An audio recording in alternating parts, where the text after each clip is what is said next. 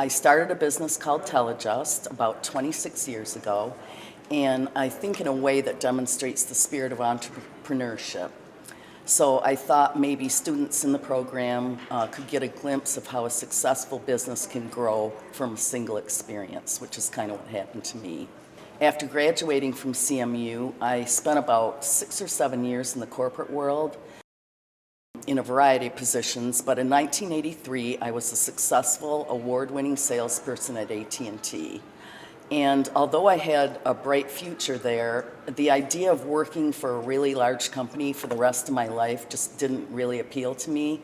So I began to think about maybe going into business myself and how I could do that. It was 1984, and I was working as an account manager for AT&T, responsible for sales for all the major banks in Michigan.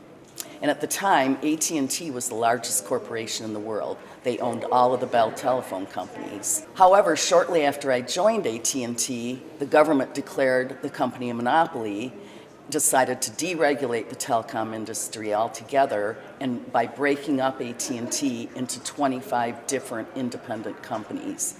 And it was this divestiture of the telephone companies that really gave me the opportunity to become an entrepreneur.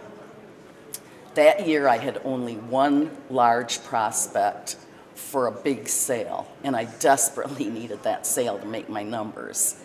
So I met with a bank, I'm trying to close the deal, and officials at the bank, they slapped the phone bill down on the table and said, "We're not buying a thing from you unless you can explain to us why our phone bill doubled."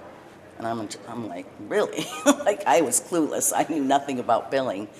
But that represented to them $100,000 a month increase in their bill.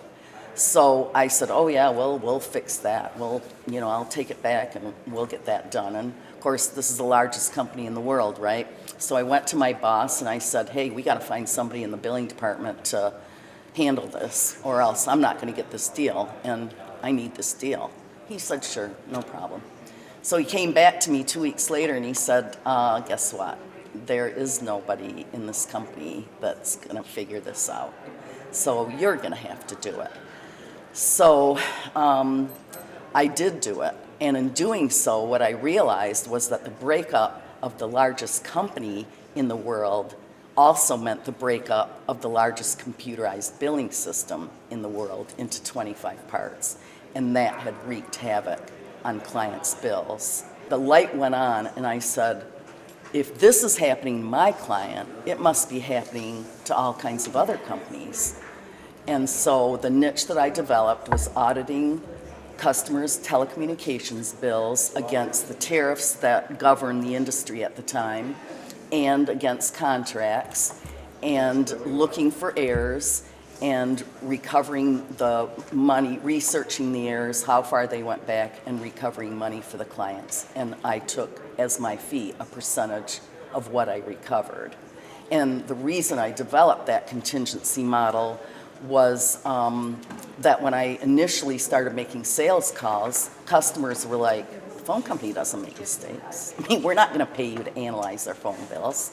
So I then developed a business model which is fairly simple. It's like, you don't pay me anything unless I recover money for you. And when I do, I'm gonna take 50% of what I recover, but in the process, I'm gonna fix the bills, get the bills corrected, thus lowering your ongoing expenses and not taking a fee on that. So I formed TELAdjust in 1987 with a partner who I had worked with at AT&T.